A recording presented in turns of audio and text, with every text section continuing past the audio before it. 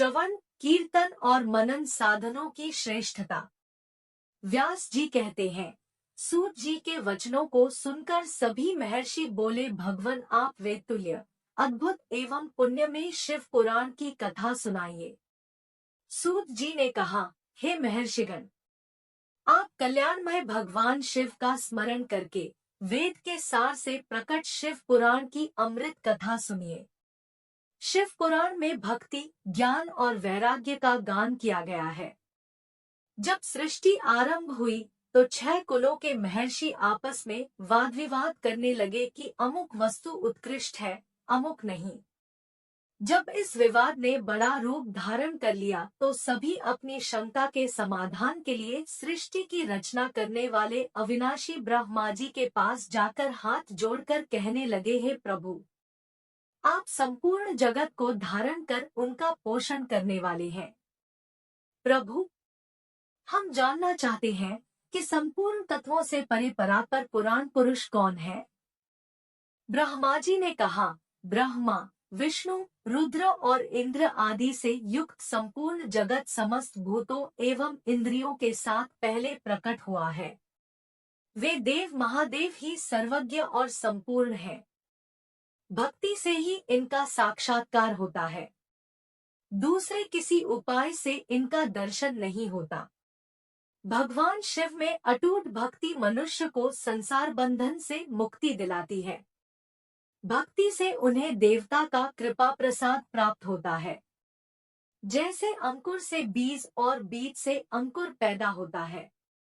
भगवान शंकर का कृपा प्रसाद प्राप्त करने के लिए आप सब ब्रह्मर्षि धरती पर सहस्रों वर्षों तक चलने वाले विशाल यज्ञ करो।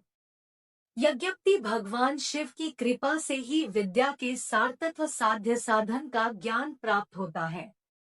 शिवपद की प्राप्ति साध्य और उनकी सेवा ही साधन है, तथा जो मनुष्य बिना किसी फल की कामना किए उनकी भक्ति में डूबे रहते हैं, वही साधक है। कर्म के अनुष्ठान से प्राप्त फल को भगवान शिव के श्रीचरणों में समर्पित करना ही परमेश्वर की प्राप्ति का उपाय है, तथा यही मोक्ष प्राप्ति का एकमात्र साधन है। साक्षात महेश्वर ने ही भक्ति के साधनों का प्रतिपादन किया है।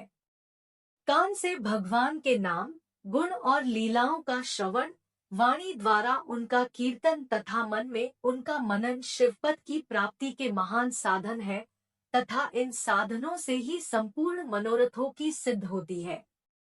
जिस वस्तु को हम प्रत्यक्ष अपनी आंखों के सामने देख सकते हैं, उसकी तरफ आकर्षण स्वाभाविक है, परंतु जिस वस्तु को प्रत्यक्ष रूप से देखा नहीं जा सकता, उसे केवल सुनकर और समझकर ही उसकी प्राप्ति के लिए प्रयत्न किया जाता है। आका श्रवण पहला साधन है।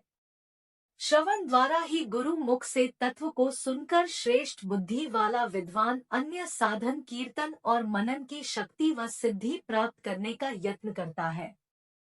मनन के बाद इस साधन की साधना करते रहने से धीरे धीरे भगवान शिव का सहयोग प्राप्त होता है और लौकिक आनंद की प्राप्ति होती है। भगवान शिव की पूजा, उनके नामों का जाप तथा उनके रूप, गुण, विलास के हृदय में निरंतर चिंतन को ही मनन कहा जाता है। महेश्वर की कृपा दृष्टि से उपलब्ध इस साधन को ही प्रमुख साधन कहा जाता है।